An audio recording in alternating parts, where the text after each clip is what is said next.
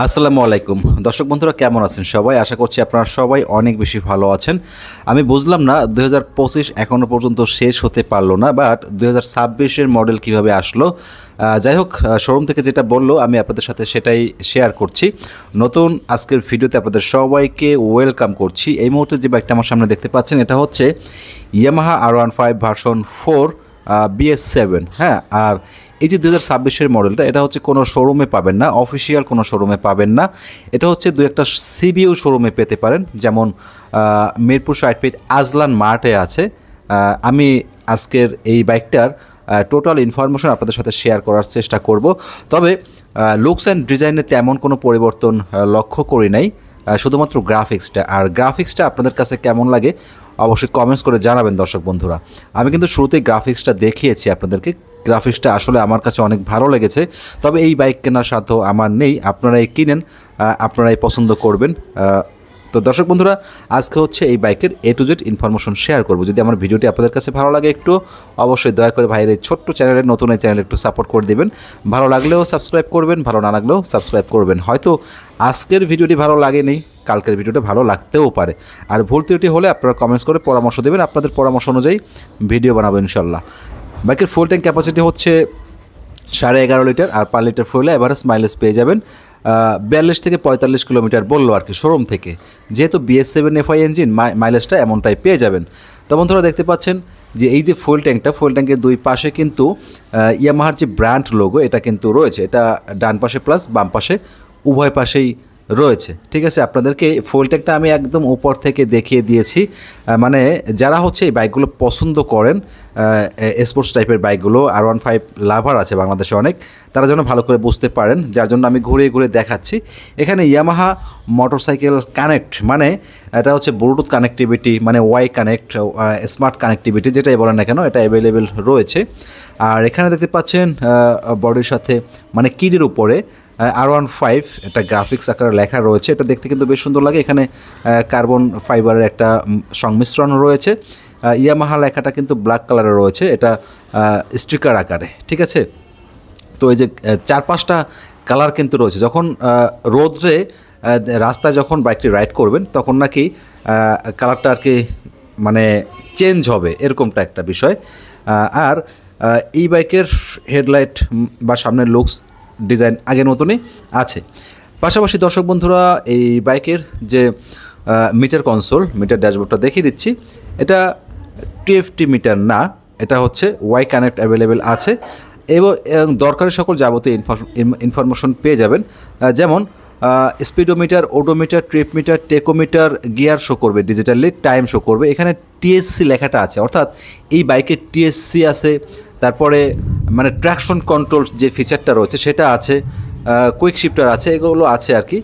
আর এটাতে 3 part handlebar ব্যবহার করা হয়েছে, মানে স্পোর্টস টাইপের বাইকগুলোতে যেরকমটা থাকে। আর এই যে লাল করে যে সুইচটা দেখতে পাচ্ছেন, এক সুইচে 3 কাজ করে। এটা যখন উপর নিচ করবেন ইঞ্জিন অন অফ হবে, আর যখন নিচের দিকে প্রেস করবেন সেলফের কাজ করবে। আর এটা নিচের দিকে এই যে সুইচটা, এটা হচ্ছে হ্যাজার্ডের সুইচ, মানে এমার্জেন্সি সুইচ যেটাকে বলা হয়। এক সুইচে 4টা ইন্ডিকেটর লাইট জ্বলবে সামনে পিছনে। আর একদম নিচের দিকে হচ্ছে মিটার কনসোল সেটিংসের সুইচ, মানে সেটিংস মেনটেন করার সুইচ মিটার কনসোলের। আর এই যে দেখতে পাচ্ছেন হাতের বাম পাশে হ্যান্ডেলবারের, এখানে হচ্ছে এক সুইচে 3 কাজ করে। মানে এটা যখন ওপর নিচ করবেন আপার ডিপারে কাজ করবে, নিচের দিকে প্রেস করলে 5 সুইচের কাজ করবে। আর ইন্ডিকেটর, টার্ন সুইচ, নিচে হর্নের সুইচ আছে, মানে অ্যাজ ইউজুয়াল যেরকমটা থাকে। তবে অন্যান্য R15-এ আমি দেখি নাই, মেবি আমার খেয়াল নাই যে হ্যাজার্ড আছে কিনা, বাট এটাতে কিন্তু হ্যাজার্ড দেখলাম। তো দেখতে পাচ্ছেন দর্শক বন্ধুরা, হেডলাইটের ইমিডিয়েট উপরে এখানে কিন্তু একটি হোল্ডার রয়েছে। পাশাপাশি এই বাইকের যে বাইজার গ্লাসটা, R15-এর বাইজার গ্লাস কিন্তু অন্যান্য বাইকের তুলনায় বেশ ভালো। আপনারাই বলতে পারবেন আমার থেকে ভালো, তারপরও আপনাদের সাথে শেয়ার করছি। আর এখানে দেখতে পাচ্ছেন R15 এটা স্টিকার আকারে লেখা রয়েছে। পাশাপাশি এই বাইকটিতে প্রজেক্টর হেডলাইট ব্যবহার করা হয়েছে। তুলনামূলক কিন্তু অনেক ভালো আলো পেয়ে যাবেন, সিটির মধ্যে পরিষ্কার পরিচ্ছন্ন আলো পেয়ে যাবেন, হাইওয়েতেও ভালো আলো পেয়ে যাবেন। তবে দর্শক বন্ধুরা, যতই ভালো আলো পান না কেন, যখন হাইওয়েতে রাইড করবেন অবশ্যই সাবধানে রাইড করবেন, দেখে শুনে। কারণ হাইওয়েতে দেখা গেছে অনেক দূরে যে বিটগুলো থাকে সেগুলো ভালোভাবে দেখা যায় না। বন্ধুরা, এটার সামনে টায়ারের সাইজ আগের মতনই আছে, 80/117 ইঞ্চ রিম। আর দেখতে পাচ্ছেন টায়ারের কালার হচ্ছে কালো কালার। হ্যাঁ, এই বাইকটা হচ্ছে একটি double disc dual channel ABS সমন্বিত বাইক। সামনের ডিস্ক উইথ এবিএস রয়েছে। সামনের ডিস্কের সাইজ হচ্ছে 282 মিলিমিটার। বাইবিডি ব্র্যান্ডের ব্রেক ক্যালিফার, যার জন্য ব্রেকিং পারফরমেন্স অনেক ভালো পেয়ে যাবেন।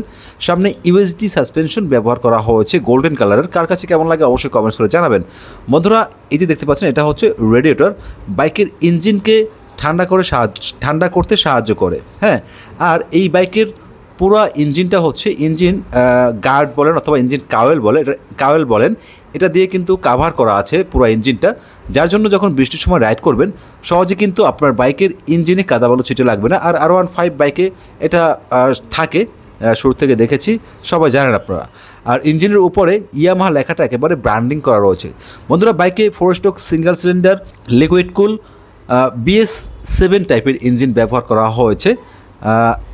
তো বন্ধুরা, এই যে ফুটরেস্ট মানে rider footrest and pillion footrest দুটোই হচ্ছে মানে মেটালের দেখতে পাচ্ছেন।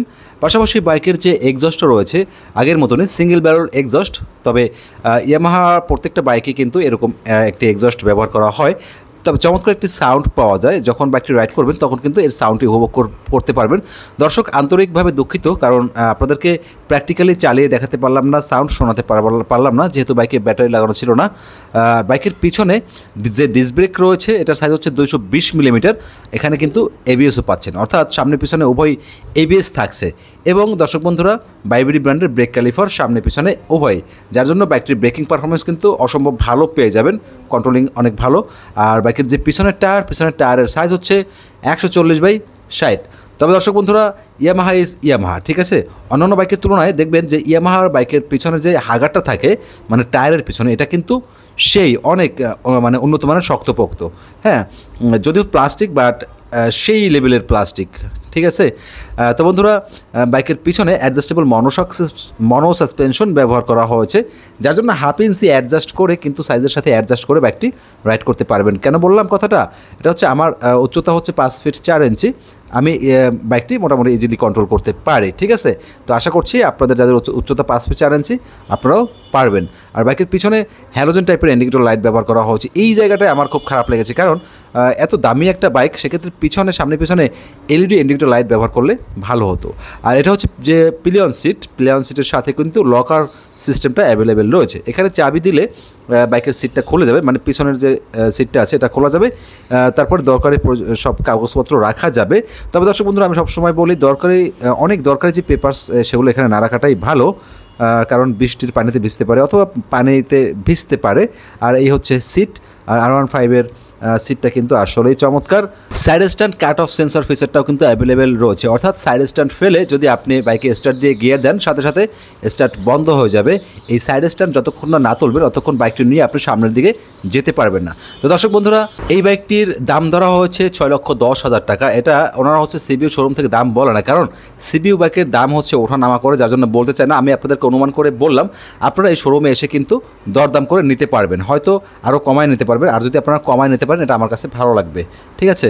তো বন্ধুরা, আবারও বলে দিচ্ছি, এটা কোনো অফিসিয়াল শোরুমে পাবেন না, ঠিক আছে।